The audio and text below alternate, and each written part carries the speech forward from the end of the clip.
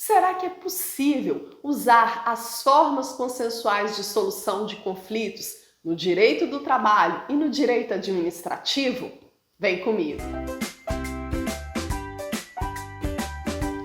Olá, seja bem-vindo ao meu canal. Já deixa um like aqui se você gosta do meu conteúdo, faça sua inscrição e não esquece de clicar no sininho para receber as notificações. Os meus alunos e alunas estão estudando comigo as formas consensuais de solução de conflitos, sendo que as principais, as mais utilizadas, são a conciliação, a mediação e a arbitragem.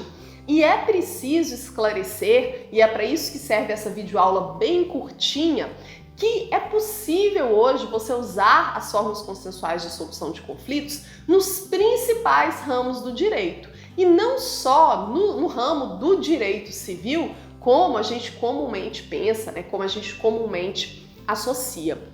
Então eu vou falar um pouco hoje, apontar aí a previsão legal para o uso das formas consensuais de solução de conflitos, primeiramente no direito do trabalho e em um segundo momento no direito administrativo. É uma videoaula curtinha, objetiva, baseada única e exclusivamente na previsão legal. Então, o nosso objetivo aqui não é abordar a doutrina, a jurisprudência, é trabalhar de uma forma bem objetiva mesmo, para mostrar para vocês que nós temos leis que prevêem a utilização das formas consensuais em diferentes ramos do direito. Então, vamos para o direito do trabalho. Primeiramente, é bom esclarecer, os meus alunos e alunas que estão assistindo essa aula estão no primeiro período. Pode ser que você que esteja assistindo essa aula aqui seja de um período mais avançado, ou mesmo que você nem seja do ramo do direito. Mas é preciso esclarecer de uma forma bem simplória que o direito do trabalho, ele trata das relações entre patrão e empregado, entre empregado e empregador.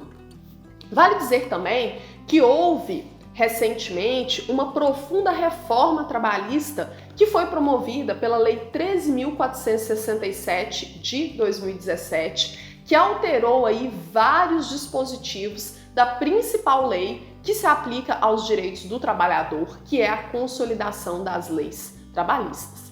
Gente, cabe toda uma análise crítica aqui a respeito dos impactos da reforma trabalhista, mas eu preciso deixar claro que não é o objetivo desta videoaula criticar, refletir sobre a reforma trabalhista. É uma aula informativa de uma forma bem direta. Mas essa alteração que veio aí com o advento da reforma trabalhista acabou por ampliar as possibilidades de utilização das formas consensuais na seara do direito do trabalho, e é a respeito disso que eu vou falar aqui. Então, nós temos a consolidação das leis do trabalho, vou colocar o link para vocês aqui embaixo, mas nós temos também a Constituição Federal, a nossa Carta Magna, a nossa lei maior, que ela trata aí de alguns direitos do trabalhador, especialmente do artigo 7º até o artigo 11. Então, não é só a CLT que serve hoje de referência em termos de legislação, em se tratando do direito do trabalho, existe a Constituição, existem outras leis esparsas aí. Eu vou colocar a Constituição e a CLT aqui embaixo, só para você me acompanhar, conforme eu vou explicando. Então a resposta é sim, cabe o uso das formas consensuais no direito do trabalho, principalmente cabe a negociação, a conciliação, a arbitragem e a mediação. Note que cabem as principais delas. A negociação, aquela que é feita diretamente entre um grupo de trabalhadores, geralmente por meio de seu órgão de representação e entre o grupo de trabalhadores e os seus patrões, uma espécie de acordo coletivo que é feito, a negociação vale. Com o advento da reforma trabalhista, o negociado vale até sobre o legislado, que foi motivo de muitas críticas aí, que não cabe aqui para nós fazermos estes apontamentos. Então, o artigo 611-A da Consolidação das Leis Trabalhistas, que você pode acompanhar pelo link aqui embaixo, ele fala que a convenção coletiva e o acordo coletivo de trabalho tem prevalência sobre a lei quando? E aí ele apresenta algumas situações em que essa negociação entre trabalhadores, né, e patrões, ela prevalece até sobre o que está previsto na lei. Então, cabe negociação na Justiça do Trabalho. A conciliação, como forma consensual, ela sempre foi utilizada na Justiça do Trabalho, pessoal. Ela é uma coisa antiga. A conciliação ela é sempre muito incentivada na Justiça do Trabalho. É quando aquele processo ele tem uma única audiência, essa audiência ela já inicia, né, fazendo essa proposta de conciliação. Da mesma forma, se houver mais de uma audiência, ela sempre começa, né, a audiência trabalhista ela é sempre aberta no sentido de incentivar a conciliação. Então ela sempre foi utilizada em vários momentos da CLT, a conciliação ela aparece. Vale destacar para vocês o artigo 764, que diz que os dissídios individuais ou coletivos de trabalho, os dissídios individuais ou coletivos submetidos à apreciação da Justiça do Trabalho são sempre sujeitos à conciliação, ok? A arbitragem, olha só, a arbitragem já tem um tempinho que ela cabe em conflitos coletivos do trabalho. Inclusive, existe previsão a respeito disso na Constituição, né, muito antes da reforma trabalhista. O que a reforma trabalhista fez foi ampliar, foi permitir que a arbitragem seja usada em contratos individuais de trabalho, desde que atendidos aí alguns critérios. Então a Constituição, ela fala no artigo 114 que compete à Justiça do Trabalho processar e julgar.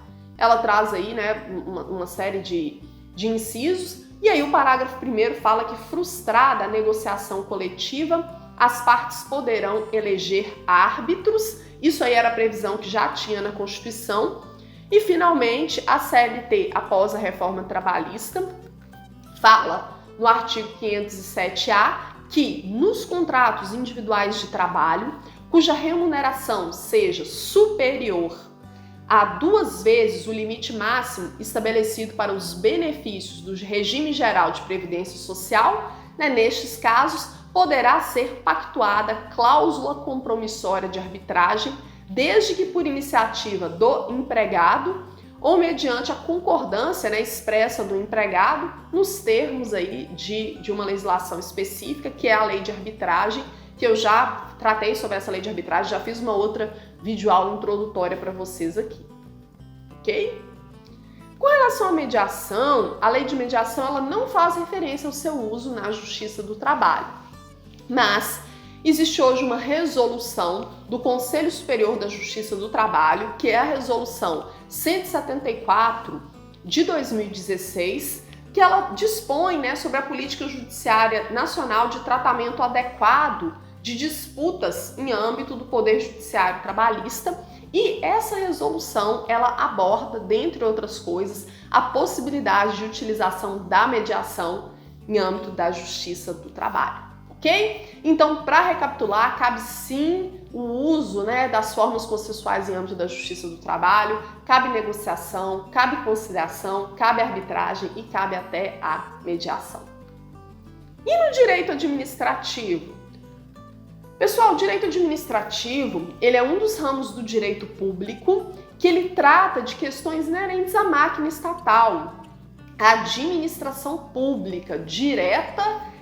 O que é a administração pública direta? De uma forma bem simplória, compreende aí a União, os estados, o Distrito Federal e os municípios, e nas situações envolvendo a administração pública indireta, que compreende aí também de uma forma bem simplória, né, as autarquias, as fundações públicas, as empresas públicas e as sociedades de economia mista. É claro que não é tão objetivo assim, mas só para vocês terem uma ideia geral. Então, o direito administrativo, ele trata aí de questões relacionadas aos entes públicos, né, e de questões relacionadas à relação que os entes públicos desenvolvem com os particulares. E aí, cabe conciliação, mediação e arbitragem em conflitos, né, regidos aí pelo direito administrativo, em conflitos que envolvem entes públicos e particulares. A conciliação é sempre a regra e o nosso novo Código de Processo Civil, vou colocar o link aqui embaixo, ele fala que a União, os estados, o Distrito Federal e os municípios, eles criarão câmaras de mediação e de conciliação com atribuições relacionadas, né, à solução de conflitos no âmbito administrativo. Então, note que o nosso novo Código Civil trouxe esta previsão. Também a nossa lei de mediação, a Lei 13.140 de 2015, ela traz expressamente a possibilidade do uso da mediação para solucionar conflitos entre particulares e entes públicos. Então, logo no artigo 1º da Lei de Mediação, ela fala que essa lei dispõe sobre a mediação como meio de solução de controvérsias entre particulares e sobre a autocomposição de conflitos no âmbito da administração pública. E aí, a partir do artigo 32, ela fala aí, né, como que vai ser feita, a lei de mediação fala como será feita esta mediação envolvendo aí órgãos públicos. Com relação à arbitragem, pessoal, o tema sempre foi polêmico, né? Se cabia ou se não cabia arbitragem no âmbito do direito administrativo, já que a arbitragem, né, ela é um meio privado de solução de controvérsias, né, em que é dado o poder de decidir para um particular, mas que é um terceiro imparcial. Porém, em 2015, a nossa lei 9.307 de 96, que é a lei de arbitragem, ela foi alterada para permitir o uso da arbitragem para solucionar conflitos envolvendo a administração pública. E aí, o artigo 1º, parágrafo 1º, fala que a administração pública direta e indireta, que eu mencionei para vocês anteriormente, poderá utilizar-se da arbitragem para dirimir conflitos relativos a direitos patrimoniais disponíveis. Também o parágrafo 3º da mesma lei de arbitragem fala que a arbitragem que envolva a administração pública, ela será sempre de direito e ela respeitará o princípio da publicidade, que é um dos princípios da administração pública, não é? Os princípios da administração pública são a legalidade, impessoalidade, moralidade, a publicidade e a eficiência. Então, em que pese a arbitragem ela seja, via de regra, sigilosa, a arbitragem que envolva aí, né, conflitos que envolvam a administração pública, ela sempre será pública, porque a publicidade é um princípio que se aplica à administração pública. Pessoal, uma videoaula bem curtinha, bem objetiva. O que eu preciso que vocês saibam? Que não existe mais aquela ideia tradicional de que conflito você só resolve em âmbito do poder judiciário, só por meio de uma sentença do juiz. Cada vez mais as formas consensuais elas vêm ganhando espaço no campo da solução de conflitos e cada vez mais nós temos que pensar aí, não é, em promover o diálogo como um meio mais eficaz de solucionar problemas. Se você gostou dessa videoaula, mais uma vez deixa um like, deixa um comentário aqui, porque quanto mais vocês interagem, mais eu gravo videoaulas de revisão para vocês. Um abraço e até mais!